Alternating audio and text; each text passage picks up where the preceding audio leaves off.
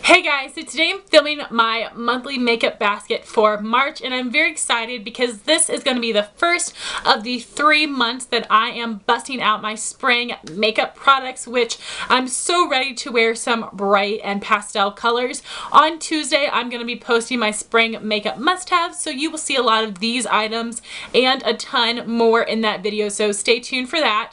I wanted to mention that I also have a video giving you my top 5 tips on how to create and sustain a successful makeup basket. In that video, I also share with you why I chose to do a monthly makeup basket and how I pick my items each month. So I will have that video linked down below in case you want more information and tips about makeup baskets. And I'm going to just jump into the products. So I have a ton of face products because I have 2 different routines depending on what day it is. So I have one routine of products for my filming days, and those are items that I'm trying to use up and get out of my collection. And then I have another routine for my work days, which are products that are favorites of mine and products that are really long wearing because I work for 10 hours a day. So my primer for both of those routines stays the same. I use the NYX Angel Veil all over my face, and then I use the Benefit Professional to help fill up my pores. So first I'm going to start with my filming day foundation routine, and the foundation I use is the Revlon Colorstay Whipped in the shade 150 Buff. This is not my favorite by any means. I'm just trying to use it up. Then I have 2 concealers. First off, I have the NYX Dark Circle Corrector in the shade Fair. I have hit pan on this, and I use that just under my eye. And then to highlight my face, I use the Maybelline Instant Age Rewind in the neutralizer shade.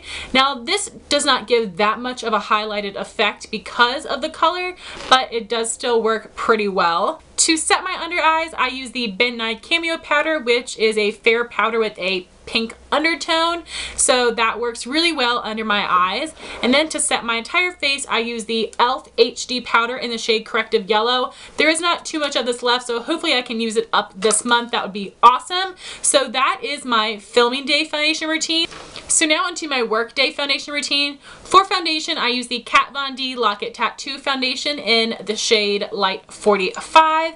Then I have 2 concealers, one for blemishes and one for under eyes. My blemish concealer is the MAC Pro Longwear in NC15, and my under eye concealer is the Maybelline Master Conceal in the shade number 10 Fair. So both the foundation and the concealers give me great full coverage, which is something that I really need, and also they hold up really well on my skin throughout my long work day. And then to set my under eyes, I have 2 powders. I have this little combo. First off, I have the Wet n Wild Fergie Mattifying Take on the Day powder, dupe for the NARS Translucent Crystal Light Reflecting Setting Powder pressed, and then I go over it with my MAC Shaping Powder and Emphasize to give an even more bright and highlighted effect. And this month I'm using a new face powder. This is the Maybelline Fit Me Matte and Poreless Powder in the shade number 100 Translucent. And this is not a translucent shade. This is a very, very fair shade with a yellow undertone. So I'm excited to use this, and hopefully it works really well.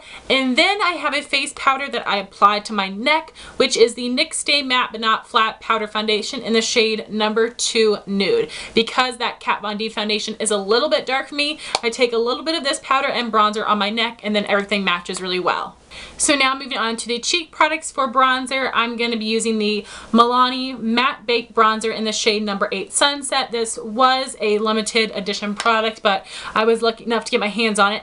Then for contour, I'm using the MAC Sculpting Powder in the shade Sculpt, which is the second lightest shade in the range. So for highlighter, I have this combo here. The first step is using the Benefit What's Up Cream Highlighter, which is a really pretty champagne, and then I top it off with the MAC Mineralized Skin Finish in the shade Soft and Gentle. The color of both of these products is very similar, and because this one can have a bit of chunky glitter in it, having this base down really helps the product actually adhere to my skin. So I'm going to be using this combination this month.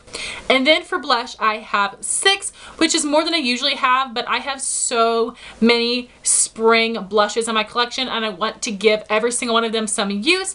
And the 6 blushes I have this month are actually all new to me, which is so exciting. I love playing with new makeup, especially blushes. So the first one I have is from the MAC Toledo collection. This is one of their blush ombres in the the Ripe Peach shade. I have yet to wear this, but I'm really excited to, so I will be wearing that a lot this month. And the next blush I have is what I'm wearing today. This is Makeup Geek's Secret Admirer, a beautiful lavender shade. And it shows up a little bit more pink in person than it does on camera, but this is so intensely pigmented and gorgeous. Then the other blushes I'm going to be using this month are 4 of the ColourPop Super Shock cheek blushes. I'm going to be doing a review on these at the end of the month, which is why I really want to wear them all and test them out for you guys. I'm super excited that ColourPop came out with blushes, so I'm going to show you all 4 of the shades. And I'm swatching these on my Instagram, so make sure you follow me there if you want to see some pictures of swatches. So the first shade I have is Holiday, which is a matte. The next shade I have is Fox, which is a satin. This shade is Early Bird, which is a matte. And this shade is Clutch, which is a matte. So as you can see, all 4 of those are very similar, but they do have some differences. Holiday is a peachy pink. Fox is more of a burnt peach coral. Early Bird is a rose coral. And Clutch is a red coral. So they're all variation of coral, which is my favorite blush, but they do have different undertones to them. And I definitely see the purpose for having all 4 of these for me, because coral and peaches are my favorite color of blushes that I reach for the most. So stay tuned for a review on these. I'm really excited. Let me know if you picked up any of these, and maybe I'll get more in the future, but 4 is good for right now.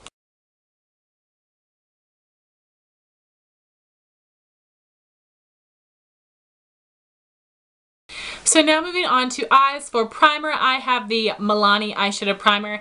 And for spring type eyeshadow, I really have these 2 products I'm going to be reaching for most. I have a neutral trio, and I have this colorful quad of MAC shadows I put together that I think are really fitting for spring. So first I'm going to start with the neutral trio, which is what I'm wearing today. This is the Wet n Wild Walking on Eggshells trio, which I think the tones of this neutral really flatter light pastel lip colors and blushes, which is why I picked that out. And then to go along with that, I have the Milani Bella Eyes and Bella Cappuccino to use as a transition color with that, because it is a matte shade.